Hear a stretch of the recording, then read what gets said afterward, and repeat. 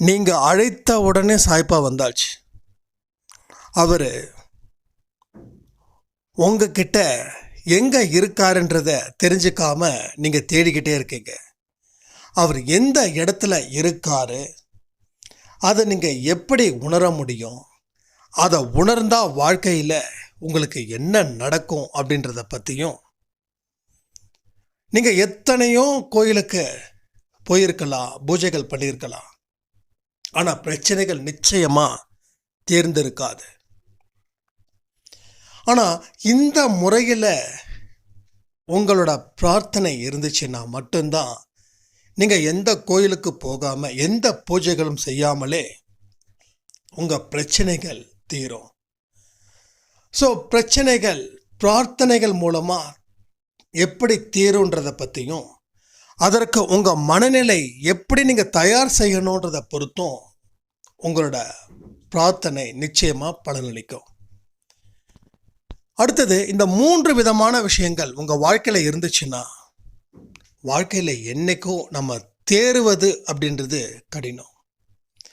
இந்த 3 விஷயத்தையும் நீங்கள் இன்றைக்கே விட்டு பாருங்கள், உங்கள் வாழ்க்கையில் மிகப்பெரிய ஒரு சக்தியாக நீங்கள் விளங்குவீர்கள். இந்த பதிவை முழுவதுமாக கேளுங்க. இதில் ஏகப்பட்ட விஷயங்கள் அடங்கியிருக்குது.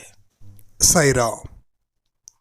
என் உயிரின் உயிரானவர்களே, ஒரு சாய்ராமுடைய அழுத்தமான கேள்வி. என் வாழ்க்கையில் நிம்மதி இழந்து நான் பல வருஷம் ஆச்சு. என்னுடைய குடும்பமும் எந்த சந்தோஷத்தையும் பார்க்கல. எனக்கு இந்த 48 நாட்கள் பயிற்சியில் நான் கலந்துக்க போகிறேன். அதற்கு முன்னாடி எனக்கு பல சந்தேகங்கள் இருக்கு. அதுக்கு எனக்கு முடிவு கிடைக்கணும் அப்படின்னு சொல்லியிருந்தாங்க. அவங்களுடைய ஃப்யூச்சர் எப்படி இருக்கணும் அப்படின்னா, அவங்களும் அவங்க குடும்பமும் எப்பையும் நிரந்தரமான சந்தோஷமும் நிரந்தரமான நிம்மதியோடையும் இருக்கணும். எங்களுக்கு பணம் பொருள் தேவை கிடையாது. எங்களுக்கு தேவையானது எல்லாமே ஒரு நார்மலான வாழ்க்கையை வாழ்வதற்கு உண்டானவைகளே. நான் சாய்பாவை உணர்ந்திருக்கிறேன். கொஞ்ச நாளாக அன்பே சாய் ஆடியோவை பார்த்துக்கிட்டு இருக்கேன். எனக்கு என்ன தேவைகள் இருக்குதுன்றத தெரிஞ்சுக்கிட்டேன். இதற்கு உண்டான பதில்களை நீங்கள் எனக்கு நிச்சயமாக சொல்லணும் அப்படின்னு சொல்லி கேட்டிருந்தாங்க.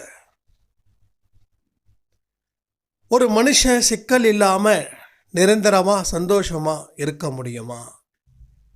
இது பல பேருக்கு பெரிய கேள்வி. ஆனால் இந்த விஷயத்தை பொறுத்த வரைக்கும் நான் எப்படி பார்க்குறேன் அப்படின்னு கேட்டிங்கன்னா, உங்கள் வாழ்க்கையில் என்னைக்கு பிரச்சனைகள் 100% தீருதோ அன்னைக்கே நாம் இறந்து போயிடுவோம். அடுத்த பிறவி அப்படின்றது ஒன்று இல்லாமல் இருக்கும். அப்போ என்னைக்கு பாவங்கள் 0ல் வந்து நிற்குதோ அப்போது நம்ம உலகத்தில் ஒரு நொடி கூட வாழ முடியாது. அடுத்த பிறவியும் நமக்கு கிடையாது. இதுதான் பேசிக் கான்செப்ட். மனுஷனாக பிறந்த ஒவ்வொருத்தவங்களும் இதை ஒரு விஷயத்தை மட்டும் நினச்சிக்கோங்க. கடவுளின் உதவியோட தான் அந்த பாவத்தை தீர்க்க முடியும். கடவுளோட அருளோட தான் அந்த பாவத்தையும் தீர்க்க முடியும். கடவுள் தான் உங்கள் வாழ்க்கையில் உதவக்கூடிய கடைசி ஆயுதம். 20 வயசில் யாருடைய தயவும் இல்லாமல் நம்ம இருந்திருப்போம். ரொம்ப திமிரா தெனாவிட்டா. 30ல் கஷ்டம்னா என்னன்னு கொஞ்சம் எட்டி பார்க்கும். 40ல் கஷ்டம் ஆரம்பிச்சிடும். 50க்கு மேலே கஷ்டத்தோடையே வாடுவோம். 60க்கு மேலே இன்னமும் பிரச்சனைகள் அதிகரிச்சுக்கிட்டு தான் இருக்கும். ஆனால் நான் சொல்ல போகிற விஷயத்தை நீங்கள் முழுசாக கேட்டிங்கன்னா, 20 வயசில் எவ்வளோ சந்தோஷமாக நிம்மதியாக ஒரு பட்டர்ஃப்ளை மாதிரி சிறகடிச்சு பறந்தீங்களோ அது மாதிரி வரக்கூடிய வருஷத்துலேயும் அந்த சுதந்திரத்தை நீங்கள் காணலாம். 20 வயசில் நமக்கு இருக்கக்கூடிய பிரச்சனைகள் நமக்கு என்ன இருக்குதுன்னு தெரியாது. ஏன்னா நம்மளுடைய ஒட்டுமொத்த சுமையையும் நம்மளுடைய அப்பா அம்மா தாங்கியிருப்பாங்க. அதுக்கப்புறம் அவங்க அந்த சுமையை தாங்க முடியாது. ஏன்னா நாம் பெருசாயிட்டோம், குடும்பம் குழந்தை எல்லாம் வந்தாச்சு. அதுக்கப்புறமும் நமக்கு சிக்கல்கள் ஜாஸ்தியாகுது நாம் நினைக்கிறோம். ஏன்னா நாம் வாழ்க்கையில் முதல் ரேங்க் வந்தோமே தவிர, படிப்பில் முதல் ரேங்க் வந்தோமே தவிர வாழ்க்கையில் கடைசி ரேங்கில் தான் இன்னைக்கு இருக்கோம். ஒவ்வொரு மனுஷனும் வாழ்க்கையை புதுசாக படிக்கிறான். ஒருத்தன் தான் நல்லா இருந்தால் போதும், தான் சந்தோஷம்தான் முக்கியம்னு நினைக்கிறான். இன்னொருத்தன் நான் அழிஞ்சாலும் பரவாயில்ல, மற்றவங்க சந்தோஷமாக இருக்கணும் அப்படின்னு வாழ்ந்துக்கிட்டு இருக்கான். ரெண்டு விதமான மனிதர்கள் தான். இந்த 2 மனிதர்களும் கடைசி வரைக்கும் சந்தோஷமாக இருக்கவே முடியாது. தன்னை தாண்டி தான் மற்றவங்களுக்கு நான் கொடுப்பேன் அப்படின்னு சொல்கிறவன் தன்னையே இழப்பான். எனக்கு தாண்டி மற்றவங்களுக்கு கொடுத்து தான் நான் உதவுவேன், எனக்கு எதை பற்றியும் கவலை இல்லை, என்னை பற்றி நான் கவலைப்பட்டதே இல்லை அப்படின்னு அவனும் அழிவான். ஆனால் 3ஆவதாக ஒரு வகை இருக்குது. அந்த வகை தான் நாம் அன்பேசாய் குடும்பத்தில் இருக்கணும்னு நினைக்கிறேன். முதல்ல அடுத்தவங்க சந்தோஷமாக இருக்கணும் அப்படின்னா நான் சந்தோஷமாக இருக்கணும். அடுத்தவங்களுக்கு நம்பிக்கைக்குரிய வார்த்தைகளை சொல்லணும் அப்படின்னா நான் அந்த நம்பிக்கையோட வாழணும். அடுத்தவங்களுக்கு என்னென்ன விஷயத்தை எல்லாம் நம்ம சொல்கிறோமோ நாம் அதில் பாஸ் பண்ணாதான் அடுத்தவங்களுக்கு சொல்லும்போது அதில் வெற்றி பெற முடியும். ஆனால் பலர் தான் ஒரு பெரிய நம்பிக்கை இருக்கிற மாதிரியும் மற்றவங்களுக்கு நம்பிக்கையை ஏற்படுத்துவது மாதிரியும் பல விதத்தில் பேசுவாங்க. ஆனால் பேசுகிறவங்களுக்கு ஒரு சின்ன பிரச்சனை அப்படின்னா தாங்கிக்கவே முடியாது.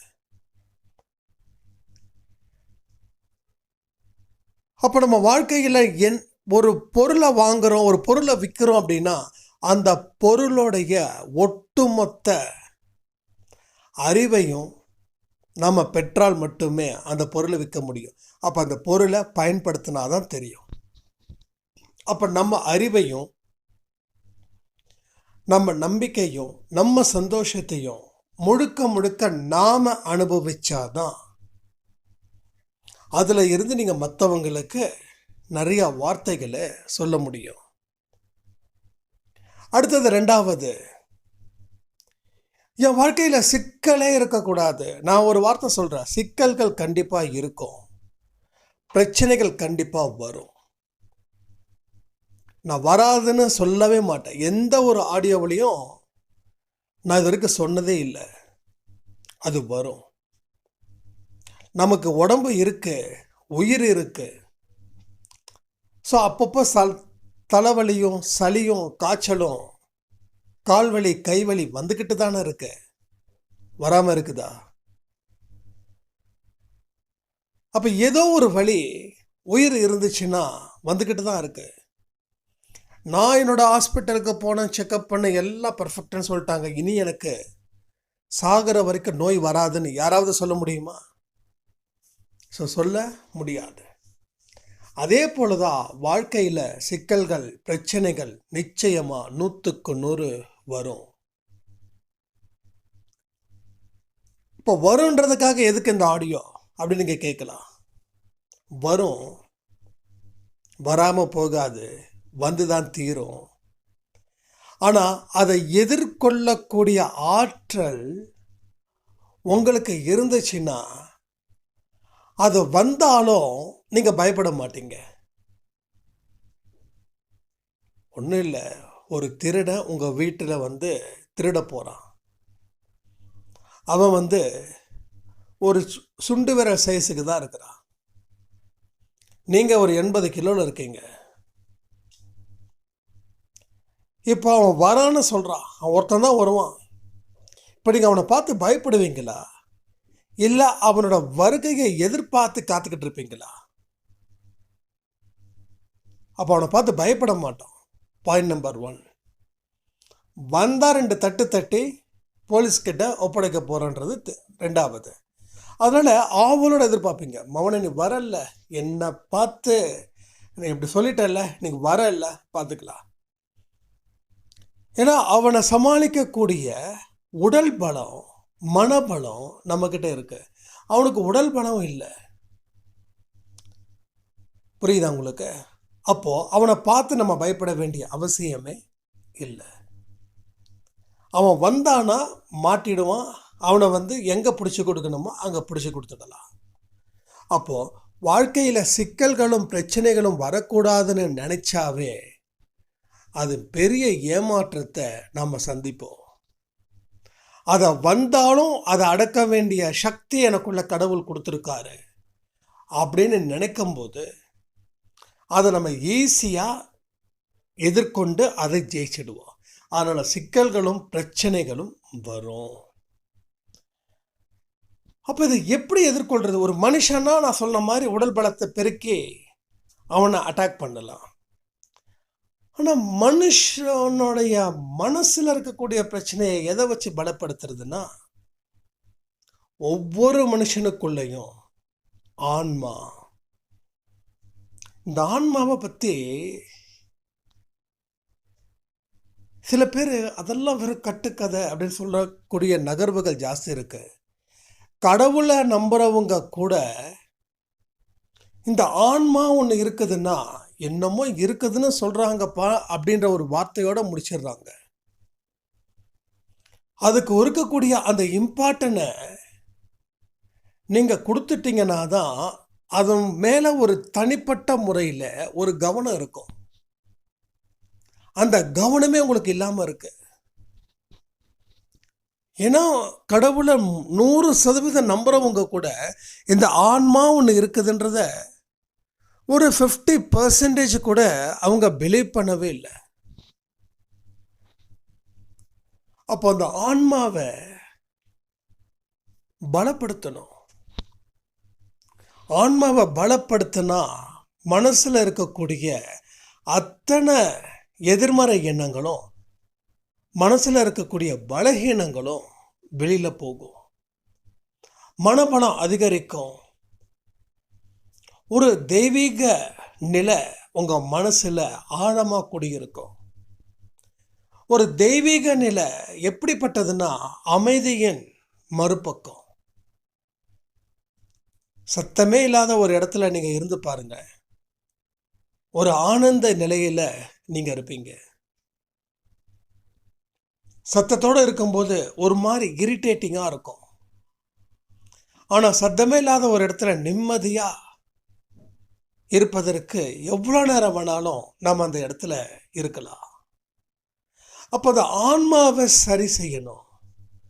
ஆன்மாவை சரி செஞ்சால் அந்த ஆன்மாவுக்குன்னு உண்டான பலம் அதிகரிக்கும். அந்த ஆன்மாவை எப்படி சரி பண்ணுறது? அப்போ நீங்கள் ஆன்மா அப்படின்னு ஒன்று இருக்குது அப்படின்றத நீங்கள் நம்பணும். ஸோ நம்பினாதான் அடுத்த ஸ்டேஜ். நம்பலைன்னா நீங்கள் என்ன ஸ்டேஜில் இருக்கீங்களோ அதே ஸ்டேஜில் தான் இருப்பீங்க. இப்போ இதெல்லாம் அதிகரிக்கும் போது தான் கடவுள் உங்கள் கூட இருக்கிறாங்க அப்படின்ற ஒரு முக்கியமான ரகசிய உண்மையே உங்களுக்கு புலப்படும். ஸோ கடவுள் எங்கே இருக்காரு? இப்போ நான் அடித்து சொல்கிறேன், சாய்ப்பா எங்கே இருக்காரு? சாய்ப்பா எங்கே இருக்காரு? உங்கள் வீட்டில் எந்த மூலையில் இருக்காரு? உங்கள் வீட்டு வாசலில் இருக்காரா? இல்லை உங்கள் வீட்டு ஹாலில் இருக்காரா? இல்லை உங்கள் வீட்டு கிச்சன் ரூமில் இருக்காரா? இல்லை உங்கள் வீட்டு மூலை முடுக்கில் இருக்கக்கூடிய இடத்துல இருக்காரா? இல்லை எங்கேயாவது மறைஞ்சு இருக்காரா? இல்லை உங்கள் வீட்டு பூஜ்ய ரூமில் தான் இருக்காரா? அவர் உங்கள் வீட்டில் எங்கேயுமே இல்லை. உங்கள் வீட்டில் அவர் எங்கேயுமே இல்லை. அப்போ எங்கே இருக்காருன்னா, உங்களுக்குன்னு ஒரு இடம் இருக்குல்ல, உங்கள் ஆன்மாவுக்குன்னு ஒரு இடம் இருக்குல்ல, அந்த ஆன்மா கூடவே இருப்பது அவர் ஒருவர் தான். அப்போ அவரை உள்ளுக்குள்ள இருக்கக்கூடிய ஆன்மாவை உணர்வது சாயப்பாவை உணர்வது போல இன்னைக்கு எனக்கு எந்த பயமும் இல்லை, அதே போல எந்த கோபமும் இல்லை, அதே போல எது மேலேயும் பெரிய அளவில் பற்றும் இல்லை. ஏன்னா இந்த மூணும் இருந்துச்சுன்னா நம்ம கடவுளை உணரவே முடியாது. அதிகப்படியான பற்று மாயை, அதிகப்படியான பயம் வாழ்க்கையில் பெரிய நடுக்கத்தை ஏற்படுத்தும். கோபம் அழிக்க வந்த விஷயம். இந்த மாதிரி இந்த மூணு விஷயங்கள் உங்கள் வாழ்க்கையில் எல்லாருக்கும் இல்லாமல் போக்கணும்னா நீங்கள் அவர்கிட்ட சரணாகதி தத்துவத்தை கொண்டு வரணும். சரணாகதி, சரண்டர், கம்ப்ளீட் சரண்டர். மகாபாரதத்தில் அந்த அவங்க வந்து திரௌபதி அம்மா கையை வச்சு கிருஷ்ணா காப்பாத்துன்னு சொல்கிறாங்கல்ல, அந்த இடத்துல கிருஷ்ணர் அவங்க வந்து மானத்தை காப்பாற்றுவாங்கல்ல, அந்த மாதிரி சரணாகதி தத்துவம். அது எப்போ அடைய முடியும்னா, இந்த மூணு விதமான விஷயத்தை தூக்கி எறிஞ்சா, பற்று, பயம், கோபம், இந்த மூணுல எது அதிகமாக இருக்குதோ மீதி ரெண்டும் உங்களுக்கு வந்துடும். ஸோ ஒரு ஒரு ஒரு பொருள் மேலேயோ ஒரு மனுஷன் மேலேயோ நம்ம ஆசைப்படுறோம். அந்த பொருள் கிடைக்கலன்னா கோபம் வருது. கரெக்டு தானே? அப்போ பற்றற்ற நிலையில் நீ வாழ்ந்த பாருன்னு கடவுள் சொல்லியிருக்காரு. ஆனால் நாம் ஆசை இல்லாமல் வாழவே முடியாதுன்ற ஒரு மிக முக்கியமான ஒரு விஷயத்தை மனசில் பதிச்சிட்டோம். அதாவது ஒரு விஷச்செடியை நல்ல செடின்னு நினச்சி நட்டுட்டோம். அந்த விஷச்செடியை ஆரம்பத்திலே பிடுங்கி போட்டு இருந்தால் இவ்வளோ பெருசாக வளர்ந்துருக்காது. இப்போ அந்த மண்ணை சுற்றியும் அத்தனை வேர் ஜாஸ்தியாக, ஒரு விதையில் அந்த வேர் பார்த்தீங்கன்னா இஷ்டத்துக்கு அந்த மண்ணை ஃபுல்லாக படர்ந்து இருக்குது. அப்போ இந்த மூணுத்தையும் நாம் விட்டால் வாழ்க்கையில் உங்களுக்கு எதிர்காலத்தில் இருக்கக்கூடிய இந்த சாய்ராம் சொன்ன மாதிரி அந்த சிக்கல், கவலை, அது இது சொன்னாங்கல்ல, அது எதுவுமே உங்கள் வாழ்க்கையில் இனி இருக்க போவது இல்லை. இது என்னைக்கும் எப்பையும் அது இருக்காது. அப்போ இந்த மூணு விஷயமும் இல்லை அப்படின்னா தான் அந்த சரணாகதி தத்துவத்தை நாம் அடையவே முடியும். இந்த மூணுத்தையும் வச்சுக்கிட்டு நான் கடவுள்கிட்ட சரண்டர் ஆயிட்டேன்னு சொல்றது சும்மா நமக்கு நாம ஏமாத்திப்பதற்கு சமம். நம்மளை நாம் அங்கே தான் ஏமாத்திக்கிறோம். நம்மளை ஏமாற்றி அடுத்தவங்களையும் ஏமாற்றவும் ஆரம்பிச்சிட்டோம். ஸோ அது மிகப்பெரிய தவறு. நமக்கே தெரியல மற்றவங்கள நம்ம ஏமாத்துறோமா அப்படின்னு.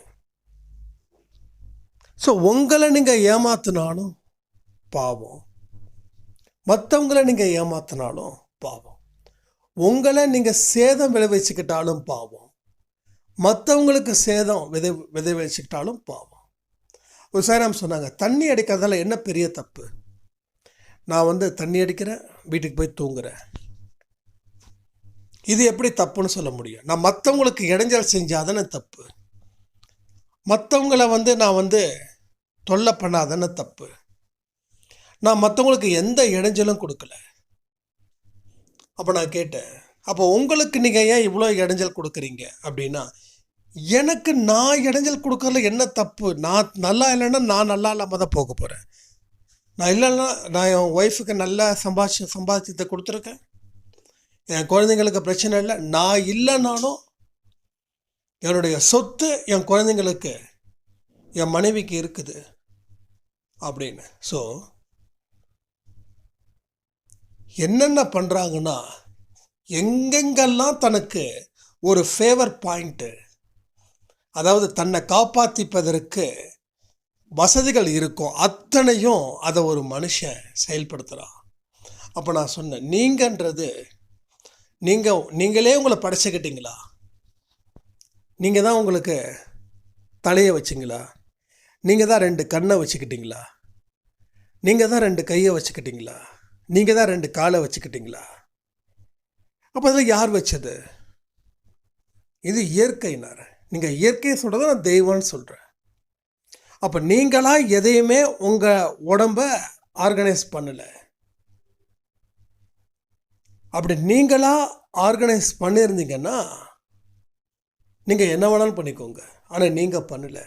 அப்போ வேறு ஏதோ ஒரு சக்தி உங்கள் உருவத்தை ஆர்கனைஸ் பண்ணியிருக்குது.